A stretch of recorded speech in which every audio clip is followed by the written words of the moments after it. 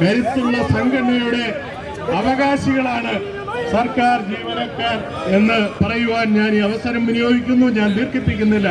ഏറെ ബഹുമാനായ നമ്മുടെ പ്രതിപക്ഷ നേതാവ് നമ്മുടെ എല്ലാ കാര്യത്തിനും മുൻപന്തിയിൽ നിന്ന് എല്ലാ ധൈര്യവും തന്ന് എല്ലാ പ്രോത്സാഹനവും തന്ന് ഈ പ്രസ്ഥാനങ്ങളെ നേരെ ചൊവ്വെ നയിക്കുന്ന ശ്രീ വി.ഡി. സതീശൻ നമ്മുടെ പ്രതിപക്ഷ നേതാവ് ഇവിടെ എത്തിയിട്ടുണ്ട്. അദ്ദേഹം ഈ സമ്മേളനത്തെ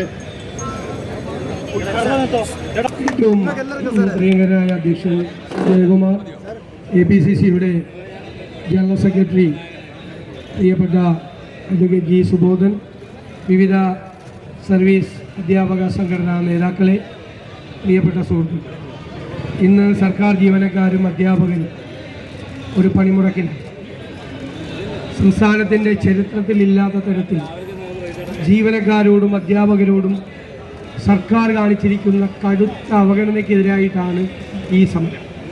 കേരളത്തിൻ്റെ, ഞങ്ങളിന്ന് നിയമസഭയിൽ പറഞ്ഞു, കേരളത്തിൻ്റെ സർവീസ് ചരിത്രത്തിൽ ഈ സംസ്ഥാനം ഉണ്ടായതിനു ശേഷം ജീവനക്കാരോടും അധ്യാപകരോടും ഇതുപോലെ ക്രൂരമായി പെരുമാറിയ ഒരു സർക്കാർ.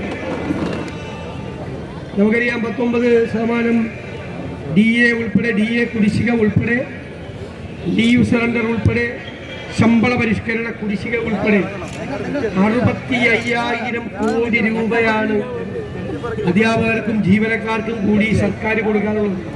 65,000 കോടി രൂപ.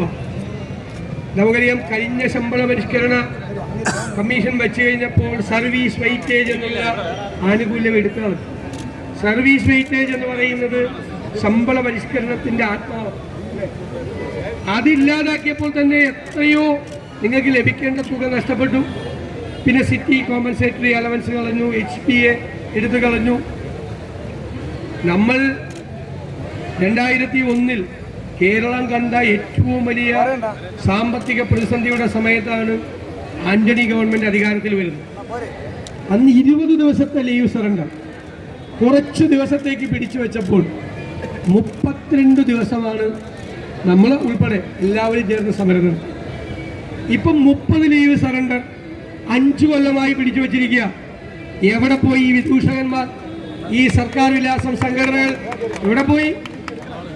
അവർ മറ്റേ ഞാൻ ഇന്നാളെ പറഞ്ഞതുപോലെ മന്നവേന്ദ്ര വിളങ്ങുന്നു നിൻമുഖം ചന്ദ്രനെ പോലെ എന്ന് പാടിയ പഴയ രാജകൊട്ടാരത്തിലെ വിദൂഷകന്മാരുടെ റോളിലാണ്.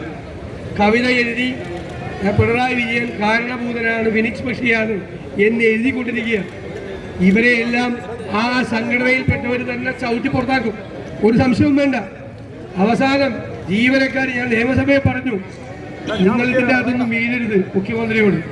ഈ സ്തുതിഗീതങ്ങളിൽ ഈ ജീവനക്കാർ നിങ്ങൾക്ക് വിലാപകാവ്യം എഴുതാൻ വേണ്ടി കാത്തിരിക്കുക. അല്ല, അവസാനത്തെ സമയത്ത് ഇത്ര തീരാറായി. ഈ സ്തുതിഗീതം മാറി കേരളത്തിലെ സർക്കാർ ജീവനക്കാരും അധ്യാപകരും ഈ മുഖ്യമന്ത്രിക്കും ഈ സർക്കാരിനും വിലാപകാവ്യം എഴുതുന്ന സമയത്തേക്കാണ് നമ്മൾ പോയിക്കൊണ്ടിരിക്കുന്നത്.